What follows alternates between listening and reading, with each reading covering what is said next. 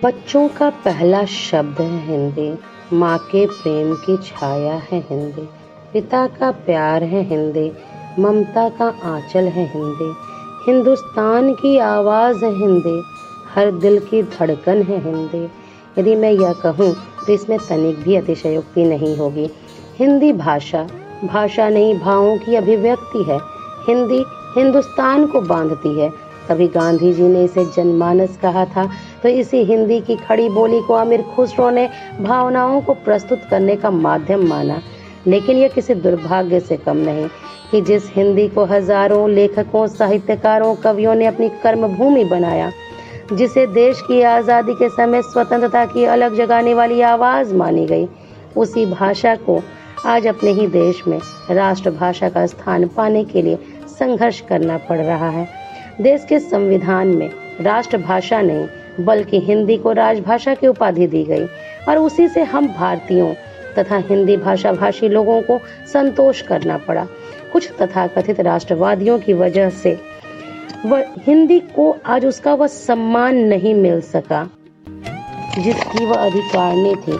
आज अजीब सी विडंबना है कि वह केवल राजभाषा तक ही सीमित रह गई है।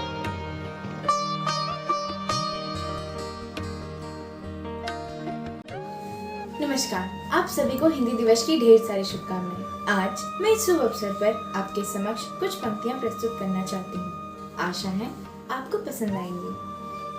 हम सबकी प्यारी, लगती सबसे न्यारी, कश्मीर से कन्याकुमारी, राष्ट्रभाषा हमारी, साहित्य की फुलवारी, सरल सुबोध पर है भारी, विदेशियों से जंग जारी, सम्मान की हो अधिकारी, जन जन की है दुलारी, हिंदी ही पहचान हमारी। धन्यवाद। हिंदी, हिंदू, हिंदुस्तान कहते हैं सब सीन आता है।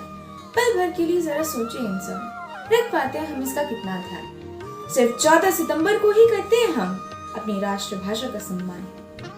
हर पल हर दिन करते हैं हम हिंदी बोलने वालों का अपमान। सिर्फ 14 सितंबर को ही क्यों याद आता है हमें हिंदी बचाओ अभियान। क्यों भूल जाते हैं हम हिंदी को अपमानित करते हैं खुद हिंदुस्तानी इंसान।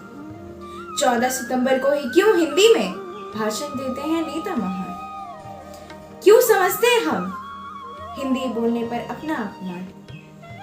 क्यों समझते हैं हम विदेशियों की भाषा बोलने पर खुद को महान।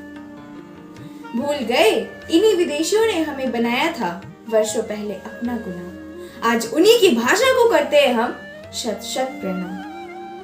अरे ओ खोए हुए भारतीय इंसान, अब तो जगाओ अपने अंदर का स्वाभिमान। उठे खड़े मिलकर करे प्रयास हम, दिलाए अपनी मातृभाषा को अंतर्राष्ट्रीय पहचान, ताकि सब मिलकर कहे हम हिंदी, हिंदू, हिंदुस्तान कहते हैं सब सीनाता। धन्यवाद। अदिति पंडवा, टेनेट। वक्ताओं की ताकत भाषा, लेखक का अभिमान है भाषा, भाषाओं के शीर्ष पर बैठी हमारी प्यारी हिंदी भाषा। नमस्कार, आज हिंदी दिवस के शुभ अवसर पर आप सभी को हार्दिक शुभकामनाएं एवं अभिनंदन। मैं अनुभव आजी कक्षा 10वीं की छात्रा हूं और आज हिंदी दिवस के उपलक्ष्य में आप लोगों के समक्ष अपने मनोभाव प्रस्तुत करने जा रही हूं और आशा करती हूं कि आप सबों को यह अत्यंत ही ज्ञानवर्धक लगेगी। हिंदी चिरकाल से ही ऐसी भाषा है जिसने मात्र विदेशी होने के कारण किसी भाषा का बहिष्कार नहीं किया। यह शब्द हैं आजाद भारत के प्रथम राष्ट्रपति डॉक्टर राजेंद्र प्रसाद जी के। इस वाक्य में जो गहरी बातें छिपी हुई है वह यह है कि हिंदी वह उदार भाषा है जिसने अंग्रेजी, उर्दू, अरबी, फारसी आदि सभी भाषाओं के शब्द स्वीकारे। समय समय पर जनभावनाओं का आदर करने के लिए इस भाषा में कई ऐसे शब्द जोड़े गए जो कि आवश्यक थे। हिंदी को राजभाषा का दर्जा 14 सितंबर 1949 को मिला और संविधान के भाग 17 में इससे संबंधित महत्वपूर्ण प्रावधान लिए गए। इसी ऐतिहासिक महत्व के कारण 1953 से राष्ट्रभाषा प्रचार समिति द्वारा प्रत्येक वर्ष 14 सितंबर को हिंदी दिवस का आयोजन किया जाता है।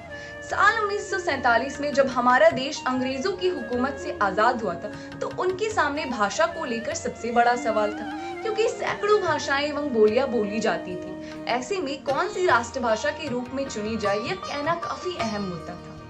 काफी सोच विचार के बाद हिंदी और अंग्रेजी को नए राष्ट्र की भाषा के रूप में चुना गया।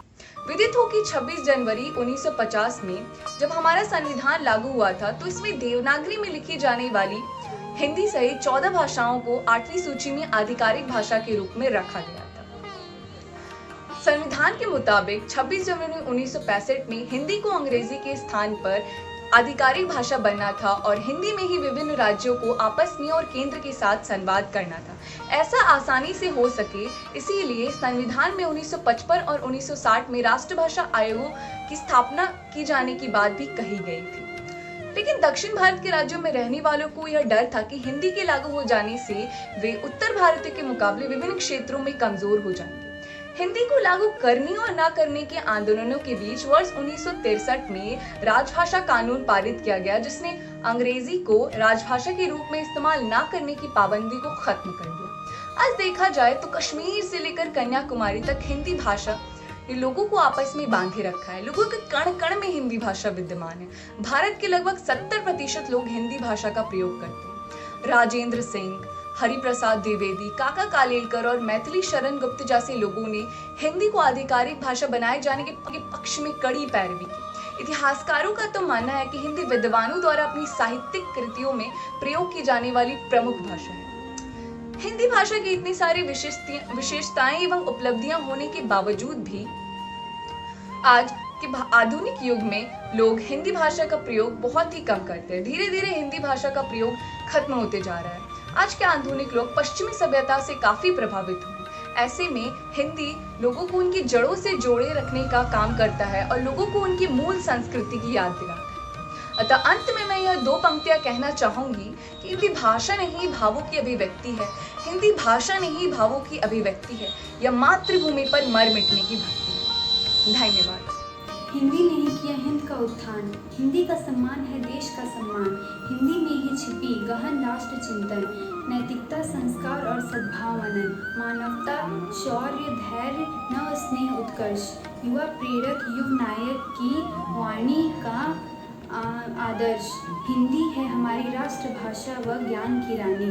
हिंदी की वाणी लगे बहुत सुरीली प्यारी, इसलिए पढ़े सदा हिंदी। हिंदी का सम्मान करे, हिंदी हिंद के प्राण, हिंदी को प्रणाम करे। जय हिंद, जय भारत।